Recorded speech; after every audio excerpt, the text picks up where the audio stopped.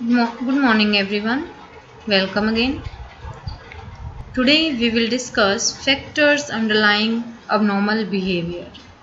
So, to in order to understand something as complex as abnormal behavior, psychologists use different approaches.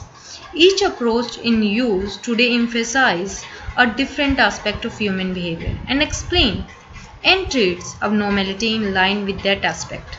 So these approaches also emphasize the role of different factors such as biological, psychosocial, psychological, social, cultural. So these factors play a role in causing maladaptive behavior, either by producing faulty development, by increasing stress, or both. So let's discuss some models of abnormal behavior are here.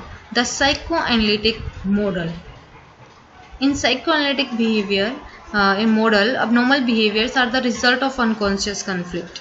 Biological model. All abnormal behavior have a biological and physiological basis. The cognitive behavioral model. Abnormal behaviors are the result of learning maladaptive behaviors. And the diathesis stress model. Abnormal behavior is a biological predisposition and the disorder is seen under stress. Next is systems approach model. Abnormal behavior are product from lifestyle stressors and expectations combined with biological predisposition. So let's discuss all these in detail one by one. So biological factors that influence on abnormal behavior. So biological factors influence all aspects of our behavior. A wide range of biological factors such as faulty genes, endocrine imbalances, malnutrition, injuries, and other conditions may interfere with normal development and functioning of human body. So these factors may be potential causes of abnormal behavior. So we have already come across the biological model. According to this model, behavior has a biochemical or physiological basis. So biological researchers have found that psychological disorders are often related to problems in the transmission of messages from one neuron to other. So here you can see disease, malnutrition, injuries, all these are interfere with normal development and functionings are potential causes of abnormal behavior. So here is about genetic defects.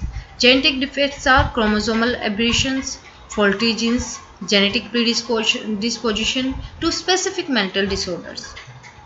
Let's discuss one by one these genetic defects. Chromosomal aberrations. 46 chromosomes in the nucleus of each normal being, and encoded in the chromosome is the hereditary plan. When fertilization takes place, the normal inheritance of the new individual consists of 23 pairs of chromosomes. As you all know, already know about this, 23 pairs of chromosomes we have, one of each pair being from the mother and one from the father. So 22 pairs of these chromosomes are known as autosomes, which determine body characteristics, and the remaining pair, last one, 23rd pair, the 6 chromosomes. So when the chromosomes are deficient in specific genetic information, the result may be color blindness, Down syndrome. Down syndrome is a type of mental retardation in which the individual has slanting eyes, a flat face, and other characteristics that produce a superficial resemblance to Mongolian. Next is B. Faulty genes. Each chromosome is made up of long molecule of DNA, deoxyribonucleic acid. Scientists have shown that our genetic instructions are stored in this DNA. Genetic instructions are stored in the DNA. Genes carry the instruction for specific body traits such as eye color, blood type. So two types of genes, dominant genes and recessive genes. Dominant, their instructions are followed even if the other member of the pair carries contradictory instructions. Recessive genes, genes whose instructions are not followed unless the individual has inherited two such genes, one from each parent. So this is about types of genes. Next is genetic predisposition to specific mental disorder. Although marked advances have been made in the identification of faulty genes. Most of the information we have concerning the role of genetic factor in mental disorder is based on family studies. So genetic factors have been linked to bipolar and related to disorder like schizophrenia, intellectual disability and other psychological disorders. So researchers have not, however, been able to identify the specific genes that are the culprits. It appears that in most cases, no single gene is responsible for a particular behavior or a psychological disorder. In fact, many genes combine to help bring about our various behaviors and emotional reactions. So both functional and dysfunctional, although there is a sound evidence to believe that genetic biochemical factors are involved in mental disorders as diverse as schizophrenia, depression, anxiety, etc. But biology alone cannot account for most mental disorders. So here is the next model, socio-cultural model. The belief, norms, values of society have been accepted, adopted by individual. Breaking any of these would be considered as abnormal. So normalcy is defined in context with social norm prescribed by the culture. Thus, culture background has taken into account when distinguishing between normal and abnormal behavior. So there are other characteristics of our time, places in history that put stress directly and indirectly on most of us. Among these are war, violence, group prejudice, discrimination, economic employment problem, rapid social change. So these are some causes in socio-cultural factor like group prejudice and discrimination. One of most destructive form of group prejudice is that the racial discrimination. Comparison on the basis of economic status. Poverty often interferes with the development not only of intelligence but also a healthy personality. So, abnormal behavior is best understood in the light of the social and cultural forces that influence an individual.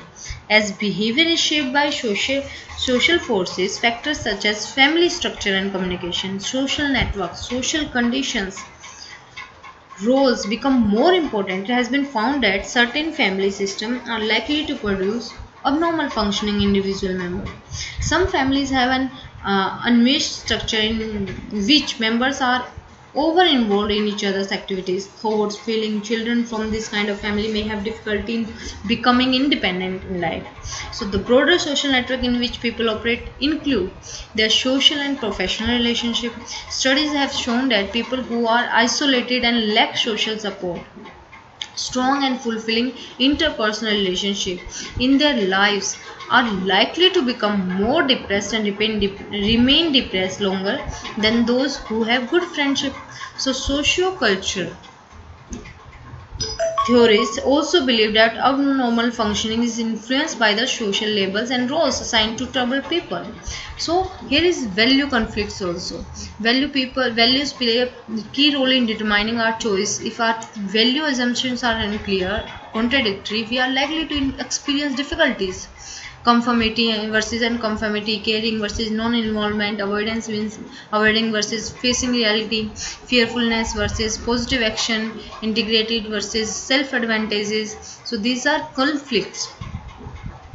So pressure of modern life means competition, educational and occupational, family demands, complexity and pace of modern living. So these are also the causes of disorder.